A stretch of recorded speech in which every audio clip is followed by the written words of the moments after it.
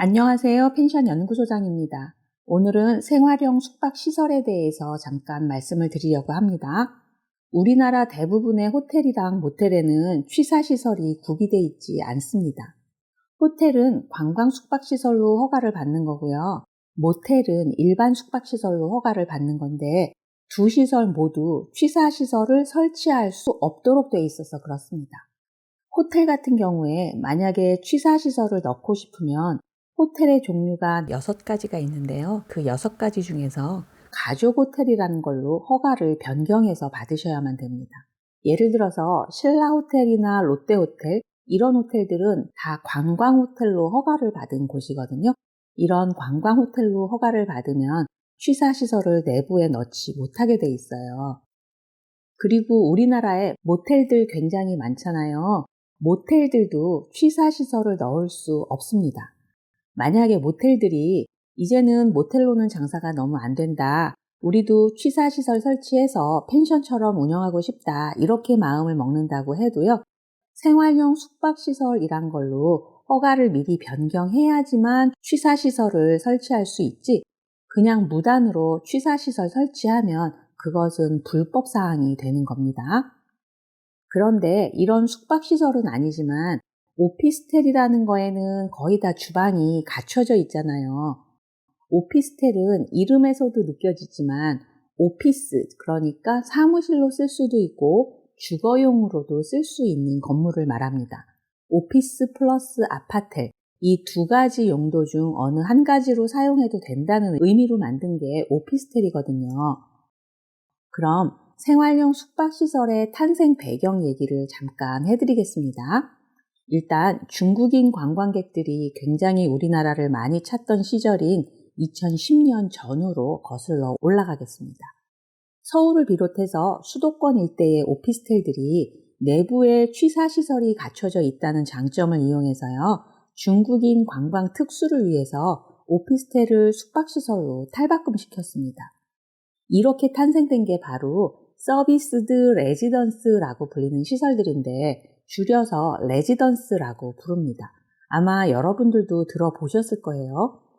레지던스는 호텔하고 모텔하고 비슷하기는 한데 내부에 취사시설이 있는 숙소다. 이렇게 편하게 생각을 하셔도 됩니다. 레지던스들은 그 당시에 장기적으로 생활하면서 체류할 수 있고 호텔보다 편리한 숙박시설이다. 이렇게 홍보하면서 중국 관광객들을 끌어들였고요. 숙박료도 저렴하게 책정해서 운영을 했었어요. 그래서 당시에는 레지던스들이 중국 관광객들로부터 상당한 인기를 끌었습니다. 그 무렵에 이렇게 변신에 성공한 오피스텔들은 장기간 호황을 누렸고요. 매출액도 굉장히 높게 유지할 수 있었습니다. 저도 그 무렵에 서울에 묵을 일이 있으면 레지던스에 묵었었거든요. 주방이랑 세탁기 이런 게 갖춰져 있으니까 저는 묵기 편하더라고요. 어떤 날에는 중국인 관광객들이 우리나라에 굉장히 많이 왔던 적이 있었어요.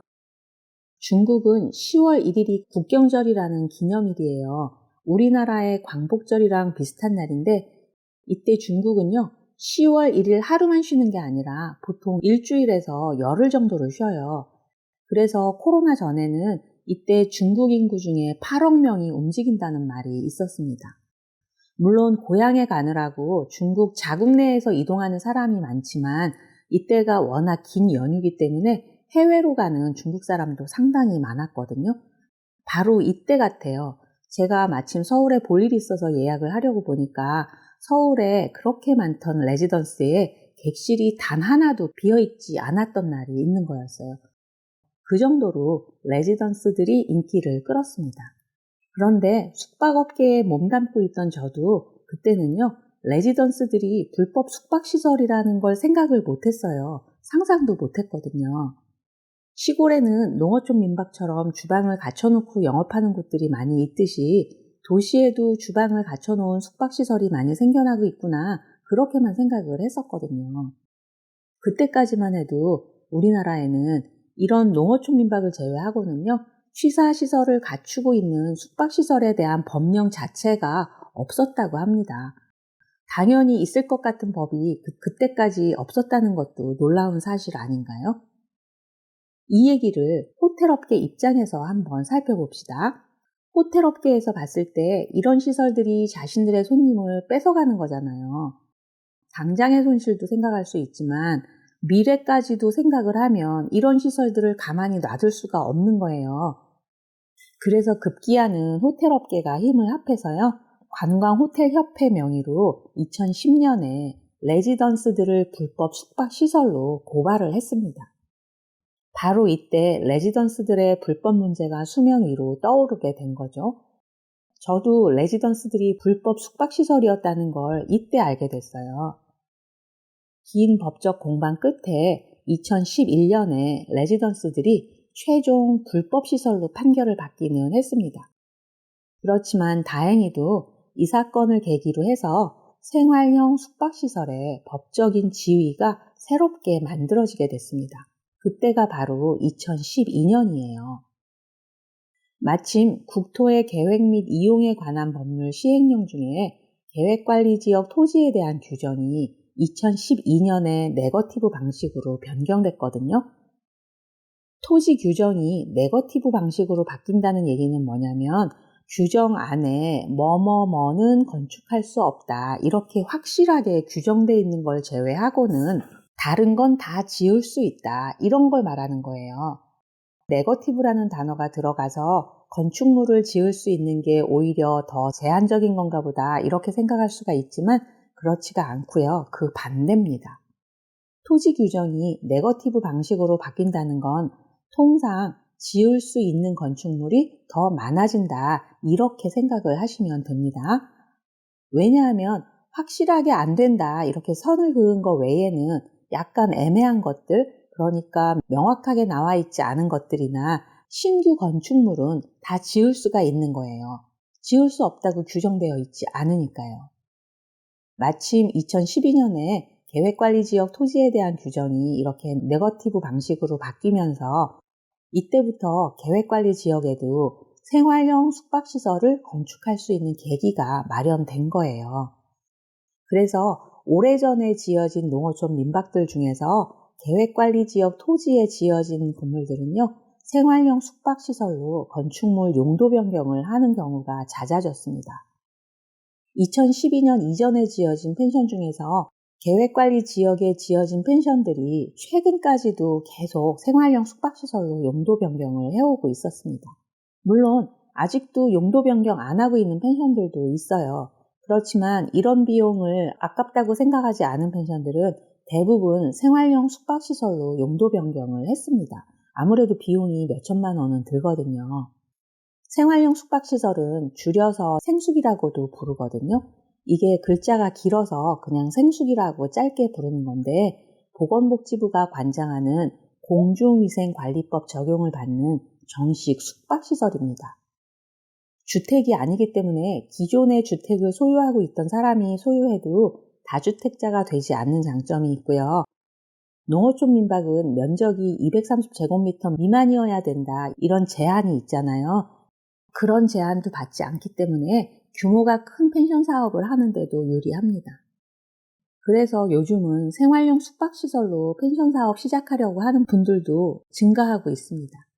예전에는 생활용 숙박시설의 개념이 없었기 때문에 시골에서는 오직 농어촌 민박만으로만 숙박사업을 할 수 있었거든요. 그런데 계획관리지역에 생활용 숙박시설 허가가 나기 때문에 요즘에는 토지 가격이 조금 비싸더라도 아예 처음부터 계획관리지역 토지를 구입해서 생활용 숙박시설로 출발하는 펜션이 점차 증가하고 있습니다. 그런데 생활용 숙박시설은 허가 절차랑 이름은 동일한데요. 크게 두 가지로 나눠서 볼 수 있습니다. 하나는 시골에 있는 농어촌 민박 같은 단독 펜션들이고요. 하나는 전국 각지에 오피스텔처럼 대규모로 지어서 분양하는 시설입니다. 후자의 경우에는 객실수를 기준으로 해서 전국에 6만 개가 넘는다고 합니다. 굉장히 많죠. 분양형 생숙에 거주하면서 다른 주택을 소유해도 다주택자가 되지 않는다는 것 때문에 생활용 숙박시설이 세금을 절약할 수 있는 세테크 상품으로 굉장히 각광을 받아왔었거든요. 그런데 올해 상반기부터 생활용 숙박시설이 크게 이슈가 됐었죠. 부산 해운대에 지어진 LCT 아시죠? LCT가 대표적인 생활형 숙박시설인데 이걸 분양받아서 에어비앤비에 객실로 판매하는 사람들도 있지만요. 아예 아파트처럼 주거용으로 사용하는 사람들도 많거든요. 분양하는 회사에서는 홍보할 때 마치 아파트인 것처럼 홍보를 해요. 그래서 여기에 입주해서 사는 사람들은 이 생활형 숙박시설 건물 외에 다른 주택이 있어도 모든 세금 부과할 때 1주택자처럼 취급이 되는 거예요. 그래서 정부가 그런 꼼수를 더 이상 좌시하지 않겠다 이러면서 올해 상반기에 철퇴를 가했습니다. 분양형 생습들이 더 이상 양도세나 종부세의 피난처가 되지 못하도록 생활형 숙박시설의 건축 기준이랑 분양법이라는 걸 전격 제정을 해서 올해 5월 4일에 행정예고를 했었고요. 지난달인 11월 2일부터 정식 시행에 들어갔습니다. 이번에 제정된 생활형 숙박시설의 건축 기준 한번 살펴보겠습니다. 생활 숙박시설의 건축 기준. 생활 숙박시설은 다음 각 호의 기준에 적합한 구조여야 한다. 1. 공중위생관리법 시행규칙 별표 1에서 규정하고 있는 생활 숙박업 설비 기준에 적합할 것. 2. 프론트 데스크, 그러니까 로비를 설치할 것. 이 로비에는 공용 화장실을 포함시켜야 된다고 적혀 있네요. 3. 린넨실을 30객실당 1개소 이상을 설치할 것. 이 린넨실에는 침구, 시트, 수건같이 1000종류를 수납하는 방을 말하는데요. 여기서 30객실당 1개소 이상을 설치할 것, 이렇게 말하면 객실이 30개가 안 되는 경우에는 린넨실 설치를 안 해도 되는 건가? 이렇게 생각하실 수도 있는데 그렇지가 않고요. 객실이 하나든 2개든 30객실이 안 되는 곳도 무조건 린넨실 1개는 설치를 해야 되는 겁니다.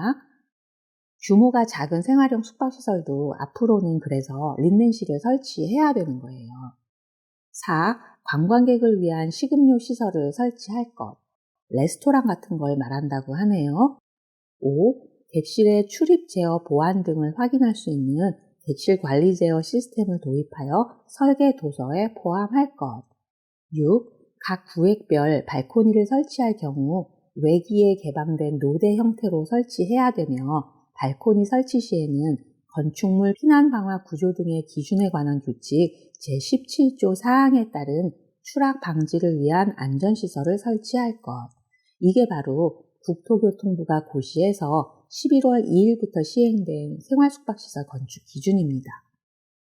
생활용 숙박시설로 허가받은 건물에서는 앞으로 더 이상 거주할 수 없게 하고 생활용 숙박시설을 신축하거나 용도를 변경하는 경우에 아주 까다롭게 법 적용을 하겠다. 이것이 이 법의 제정 취지입니다. 문제는 이 법의 신설로 다주택자 세테크 꼼수가 아니라 시골에서 진정한 숙박사업을 하려던 사람들한테까지 불똥이 튀고 있다는 사실입니다. 지금 말씀드린 건축 기준에서 느낄 수 있듯이 이번에 제정된 법은요.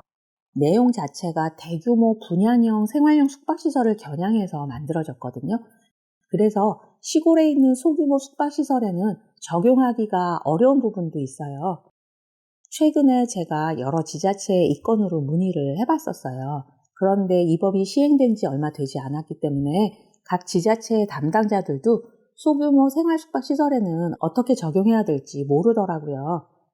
새로운 세부 지침이 수립되기 전까지는 공포된 법안 그대로 시행할 수밖에 없다. 이런 식으로 똑같은 말만 되풀이했습니다. 제가 리모델링 컨설팅 해드리고 있는 펜션이 있는데 그 펜션은 마침 계획관리지역에 지어진 펜션인데 아직까지 생활용 숙박시설로 용도 변경을 안 하고 계셨어요. 이 법이 올해 5월에 행정예고가 됐었거든요. 그래서 그 행정예고된 걸 보고 이 법이 시행되면 생활용 숙박시설로 용도 변경하는 게 어려울 수도 있으니까 법이 본격적으로 시행되기 전에 생활용 숙박시설로 용도 변경하시는 게 좋겠다. 이렇게 조언을 해드렸거든요. 그래서 다행히 서류 수속 다 밟아서 10월에 성공적으로 생활용 숙박시설로 용도 변경을 할 수 있었습니다. 그런데 농어촌 민박이었던 건물을 생활용 숙박시설로 용도 변경하는 게 간단하지는 않습니다. 계획관리지역 토지에 지어져 있다고 해서 허가가 또 다 가능한 것도 아니거든요. 그리고 숙박시설에 적용되는 소방법에 맞춰서 별도의 공사를 진행해야 되는 경우에는 수천만 원 정도의 비용이 추가로 들어갈 수도 있습니다. 그런데 요즘같이 다주택자들에 대한 불이익이 많고 농어촌 민박 임차의 경우에 3년 거주 요건까지 새로 생겼잖아요. 이런 실정에서는 농어촌 민박보다 생활형 숙박시설로 사업하는 게 유리하기 때문에 생활형 숙박시설을 찾는 분들이 많습니다. 생활형 숙박시설로 허가받은 건물은 재산 가치가 올라가고 대출받기도 수월하거든요. 임차인 3년 거주 요건 같은 것도 없어서 임차인 구하는 것도 굉장히 편한 장점이 있습니다. 당연히 매매할 때도 유리하죠.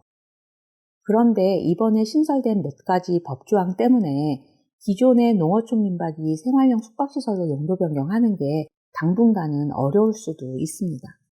법이 좀 더 세분화될 때까지 기다려야 될 수도 있고요. 소규모 생활 숙박시설이 워낙 소수기 때문에 끝내 세분화된 지침이 마련되지 않을 수도 있습니다.